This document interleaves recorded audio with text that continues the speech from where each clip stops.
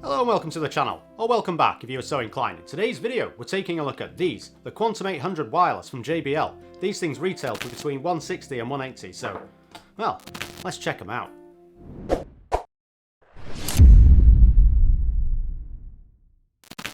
Why don't we just jump straight in and give the mic a bit of a listen.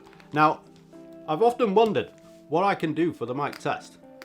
So I figured the best thing to do is just read some of the blurb from the back of the boxes, especially this one. It's a very 80s-esque design, and I really like it, but the blurb and the marketing is just as functionless as everything else, except for this top bit, which is rather accurate. It says, JBL Quantum Surround and DTS Headphones X version 2. Great, they're on it. The next section is JBL Quantum Sound Signature and 50mm high-res certified. I'm not sure what the certified part means. Active noise cancelling designed for total immersion. There is ANC on this headset, which we will get onto shortly, but I don't think it adds immersion, if I'm totally honest. Voice focus microphone, very relevant for this, with noise suppression and flip up mute. Noise suppression. I have an idea.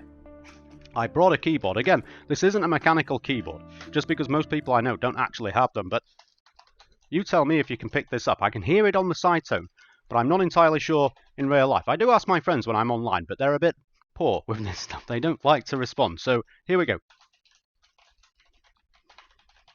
I'm not typing anything.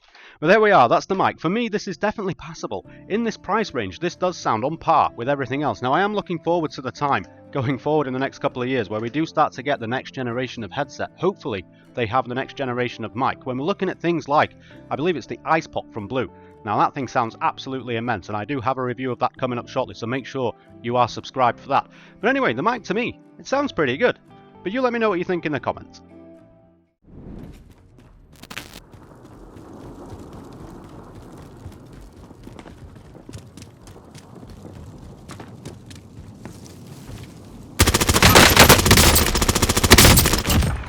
Now, footsteps are picked up pretty good on this headset. You do get fairly good directional and ranged audio when you're playing in stereo. Not necessarily the 7.1, much like all other headsets. The 7.1's a bit wishy-washy.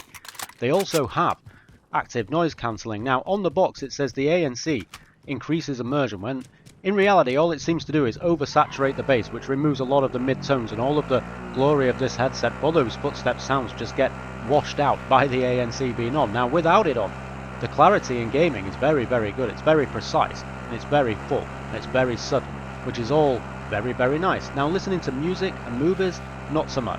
This headset's a little bit oversaturated in the bass. Now, the isolation alone without active noise cancelling is perfectly good on these. You do get big, deep leather cups around your ear, and that does hold the sound in pretty well.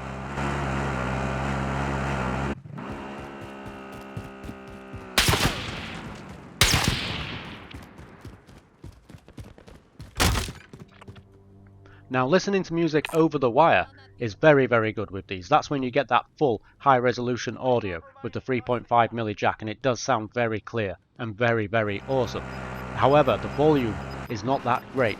And when I used these just through my PC onboard audio, it was okay, but it wasn't all that. When I ran it through my interface, it sounded an awful lot better, but that's a lot of struggle to go through when you're buying a wireless headset.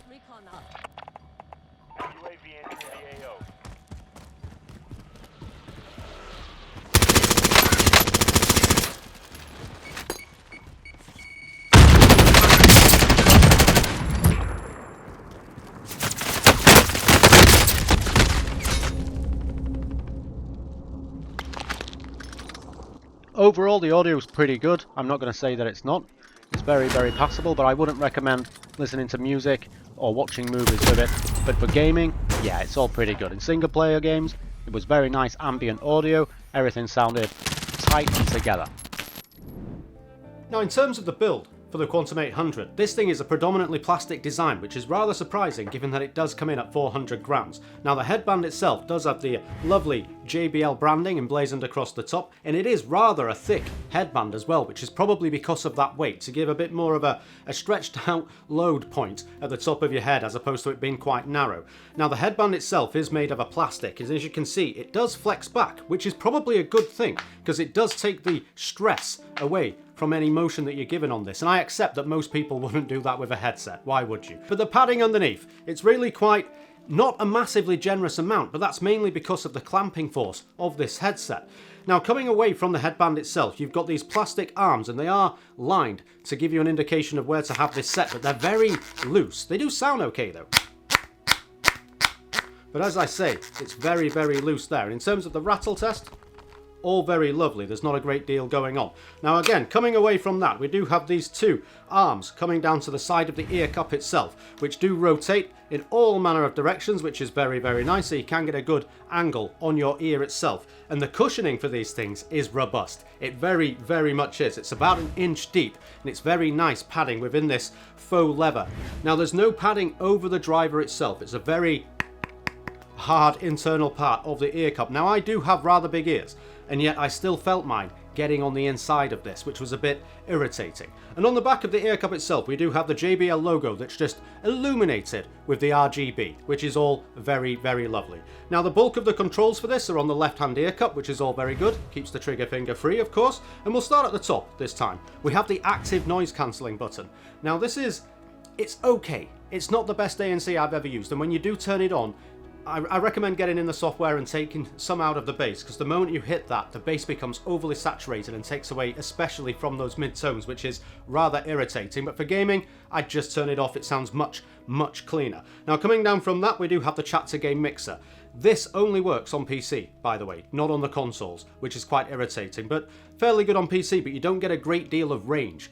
It's a very short stop, so just moving it by a little bit. If you go to move your ear cup in any capacity, you do just wipe out whatever setting you had there previously. Coming down from that, we just have the generic volume rocker. Again, there's not a great deal of play with this, so moving it a slight bit does have a massive effect on the volume itself. And just down from there, we do have the mute switch just here, which you can also use, by the way, by just tilting the actual microphone up and down, and you feel a little click. I'm not sure if the mic will pick this up, but that's the click that you get to indicate that you're on mute. It also has a red RGB on the bottom as well. Now coming away from that ear cup and over onto the other one, we have the power switch, which is very nice. It chooses between the Bluetooth connection and power, which is all very good. You just move it across and hold it there and it will turn on. You want the Bluetooth, you simply click it down to the Bluetooth, and then you connect it to your phone, things like that, which is all very good. Now we do have a 3.5mm input as well for if you are using it on computer, because this is not wirelessly compatible with the consoles itself. And then we have the Type-C charging port. Hooray for Type-C. I say it every time, but you do get fast charging from these, which is good, because the battery life, when you've got the RGB on, is only about 14 hours. Obviously, I turned it off for the testing, but even then, it's not good enough. 14 hours just isn't long enough at all. I felt like I was forever charging the headset up, and when you are charging this headset, you can't use it, not even with the cable, which is remarkably irritating, to be perfectly honest, to feel like I have to charge my headset after every single use. And the RGB on this, although it's quite a nice, pretty interpretation of it, it's just lighting up the branding. That's all you're really doing with the RGB on, so I definitely recommend turning it off. With the RGB on, by the way, you get about 8 hours gaming, which is not very good at all. It's a nicely put together headset, it is. It's just a plastic design, and these ear cups are massively, massively bulky. Now in terms of the comfort that comes with it, as I said, at 400 grams they are rather heavy, but the clamping force you get from the ear cups themselves do bear most of the weight of this headset, so you don't actually feel that 400 grams, which is like a pound. You don't actually feel that weight on your head at first. Now one thing I would like to point out, when listening to anything, whether that be movies, music, or just playing a game, if you put your hand over the ear cups like this, it sounds like you're underwater, which I can only think is something to do with the active noise cancelling. I'm guessing there's a port that you colour, and it just makes the entire sound very, very washed out, and it really does feel like you've got your head in the bath and you're hearing the sounds from around. Not very good at all, JLB. You need to do more with that. But let's move on. As you can see, you're on the equalizer page right from the outset. You can manually adjust the EQ on this, which is rather good, or you can go through the user profiles just here. Now I just have mine on flat because it just sounds the best on this headset, in my opinion. That will be different for everyone. You can in fact also change the lighting on this. As you can see, I have it turned off because already I'm at 37% battery, which isn't very good. Now if we were to turn this on, there's a couple of things that annoy me. One, it defaults to this. The profile mode is sound is survival. Well, if sound is survival, what's with all the lights is all I can ask with that. But even when you change these around, you can't switch off the logo at all. You can only change the tempo, and that's if you go into the advanced mode, and then you can just mess around with things. I'm not sure what the edit would be. Can we just have you off? that would be grand. But you can't.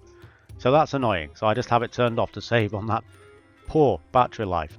Now the spatial audio, you can turn it on through here. They've got the JBL Quantum 800, or the Quantum Surround, sorry, for yourself, where you can have different modes within this. You've then got the standard DTS V2, which is all very, very lovely, but again, I just prefer to play in stereo. The footsteps sounded clearer, the direction of where they were, and the distance, more importantly, was more, I don't want to say accurate, because it's not accurate, but it gives you a better impression. Now the microphone itself, as you can see, I have the mic set to 85% input. I always do, it just makes it sound clearer, but even if we turn this up to 100, as I have just then, it doesn't top out quite as frequently as I thought it would. However, you can see it here on the mic level. Now that awesomely is up here in the top left all of the time as well within the software. But anyway, let's go back to 85. A much more reasonable number. You can check for software updates in here, and in the help you can get the FAQs. It does take you to a website, as does the user manual. And you can store your profiles up here. All very lovely. It's kind of samey to all other software, but looks kind of cool. There we are. So what do we get in the box of the JBL Quantum 800? Well, of course, we get the headset. It's very, very lovely. We've looked at it. We also get this, the little black envelope of awesomeness, which is just the quick start guide and other paperwork. All very lovely. And then we get the cables. The Type-C charging cable, epic work. This thing only takes 2 hours to charge using this cable, which is all very good. And it is braided. Probably won't match many things that you have. It does have an orange connector and black and orange cables, which I suppose are kind of cool. But with this thing having a battery life of only 14 hours with the RGB turned off, 2 hours charging time is an absolute must. Which is probably why they went with Type-C. Then we get the 3.5mm cable. Now this thing's predominantly used for console. It does have an inline mic control on it because you do lose functionality with the headset when wired in. All of a sudden you can't use the chat to game mixer, any of that stuff. If you are buying this for console, I wouldn't. I'd get a console specific headset, to be honest, because this is a bit poor. However, it's a nice cable. I'll give them that. And it's got this weird little shaped connector at the end, which actually made things remarkably easy to push in and pull out. And then we've got this extraordinarily long 2.4 gigahertz wireless receiver. It's got a nice little connection button here just to connect this up, and that was a breeze. And that's pretty much it. That's all that comes with the box, but it's all the things that you need, which is all very lovely. And the packaging itself is all very 80s chic. It is kind of a nice box. It does fully open around. I don't normally show the box, but I was quite impressed with this JBL. That's very nice. It's very, very 80s chic. I'll give you that. So in the box is pretty much the same as everything else. So would I recommend this headset? If you're buying this for a console, I couldn't possibly recommend it to you at all. If the basic purpose of buying this headset for you is purely for gaming and purely on PC, then yes, why not? I'd go for it. If you're wanting to listen to music and watch movies with this, I'd recommend something else within this price range. There are better headsets that are just as good for gaming that are probably better for the music and audio from a movie. But there you are. It's a nice headset. I don't want to take that away, and the price that it's going for currently is very, very good. And as I said, for gaming, very good. Footsteps are very clear, which is awesome if you play FPS game. Now, the link to this will be in the description below. It is an Amazon affiliate link, so I will get a bit of a kickback if you do buy from there, but I assure you that money just goes directly back into the channel. I do pay for all of these headsets myself. But yeah, there we are. It's an okay headset. At the price it's at the minute, if you're a PC gamer only, then yeah, go for this. Console, absolutely not. But thank you very much for watching, everyone. I hope you enjoyed the video. If you did, please leave a thumbs up. If not, I'm sorry I couldn't entertain you. If you haven't subscribed already and kind of want to, then please do so just down below. But have a wonderful morning, afternoon, evening, wherever you are in the world. Goodbye.